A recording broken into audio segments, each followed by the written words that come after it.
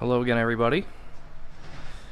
It's been a few days and I got some stuff done on the car here. I also had some parts dropped off, but I figured before I get to doing more stuff, I'll show you what I got done so far. I went ahead and ripped out the AC condenser. I also ripped out the entire engine harness and ECU from the engine bay here. It wasn't too bad, but there's a lot of stuff on that thing. So I ripped that all up out and through. I started tidying up some stuff here and there and figuring out what I was going to need. The steering shaft hits these long tube headers. You can see it down there. Let me see if I can zoom.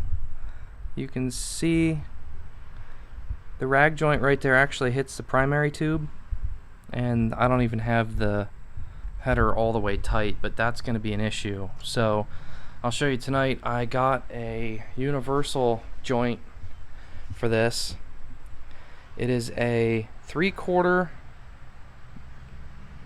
36 spline on this side and 3/4 smooth bore on this side. So I'm going to prep this, take what's in it out, and cut off the big rubber end and the bolt bracket that's in there, and then weld this on. So I'll get some video of that for you.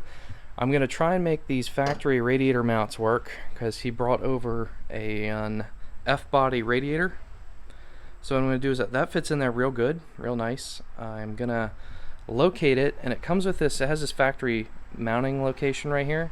So I'm going to line it up in the car, figure out where I want it, then use a hole saw, this pole saw here, so this will make a nice mounting hole. So that's that piece. I need to get the master cylinder put back on and get the broken line, brake line out of the back of this, and then mount this down in there. So I got to get brake lines done.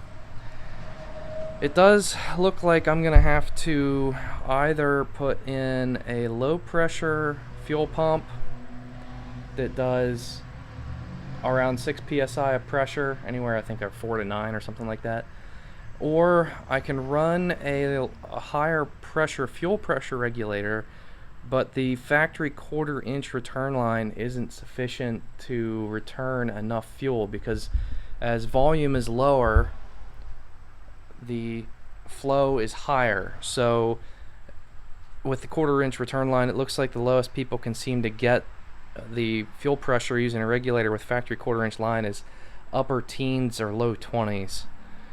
So what I'll probably end up doing to save time, I'm going to ask him and see what kind of money he wants to spend on it, but it looks like we're going to have to run a 3/8 inch fuel return line. I can just bend that up and stick it to the back of the car.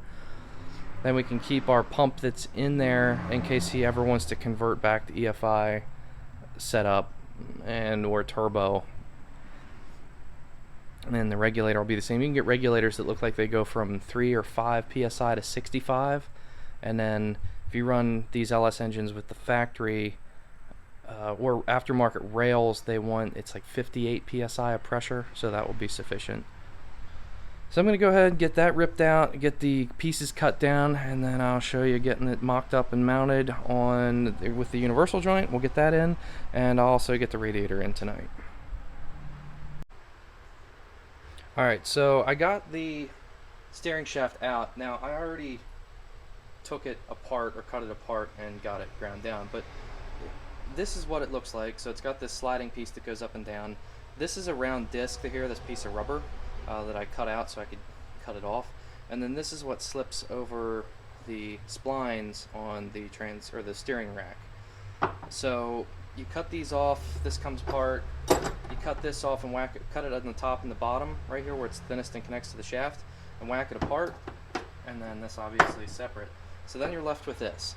So this actually needs, it's not exactly perfectly round, so you do have to, just put it on a grinding wheel and took it down, and it ended up pretty good. And this is the U-joint right here. So all I did was stuck this on the sander to make this nice and shiny so I have a real good welding surface. I'm also going to run around on the inside here and shine up the inside, and then all you do is this slips into here, and you want to slip it in until the end of the shaft is level with the end of the hole there, and then I'm just going to weld it up. Alright, and just like that, got this welded on there. It's not going to focus, but it came out real nice. So that's going to cool down. I'm going to let that at least cool to the touch. I'm going to blast it with some paint.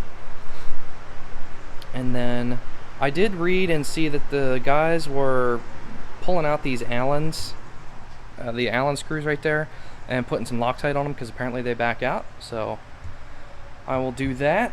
I also didn't mention that the drive shaft is here. He dropped the drive shaft off for me. The yoke is in the turbo for 100 already, so I need to take, well, I don't need this at all, but I do need the flange that goes onto the rear end, and then I can measure for the drive shaft and get that squared away.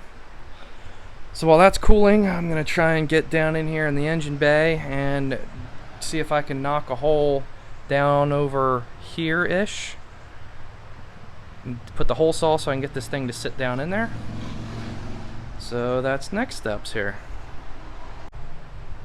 Alright, so for the radiator, this is how I'm doing it. So this is the factory F-body radiator with fans, and it's actually pretty darn close. I mean, these are a little cattywampus, so right now I'm just using them to hold them the distance, this distance away where it naturally wants to sit from this panel here. And what I'm going to do is I will, once I get it sitting in it where I want it, I'll elongate these holes so I can kick these over and it looks correct. This one's the same way, and actually I'm going to have to knock into this a little bit because the cap doesn't want to clearance correct, but I'll carefully trim that and then kick this butt over, this one over. But that stump on the bottom on this side, as you can see, is what's keeping it kicked up on that side. So now I'm going to crawl under and see where that stump's at. All I did was get it in here so that it's held the distance away correctly with the factory brackets, and then made sure that the core is sitting straight up and down.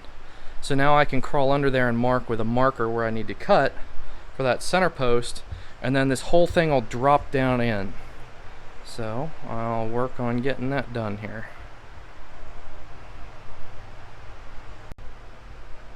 Alright, so I got the hole drilled. Actually ended up being in exactly the right spot. I used a Sharpie to mark the outside, what I could get of the lower stud that sticks through. And then I used a socket that was the same size as the stud so I could put down on the sheet metal and then trace around that to get the perfect circle, and then right in the center so it's exactly where it needed to be. So it sits in there freaking perfect. I used one of the factory rubber isolators under this side. I'll show you one, and I just trimmed, actually let's grab it quick. So there are, these are down under the radiator on the lower cross or lower front support there. And all I did was I needed about this height here. So I trimmed this lip right here, if you can see that. I got it in the light. That kicks up. So I actually just trimmed that off with a sharp knife and put it on just this side, because this side already has, the stud has a built-in like washer rubber isolator jobby, and then that ended up putting it perfectly level.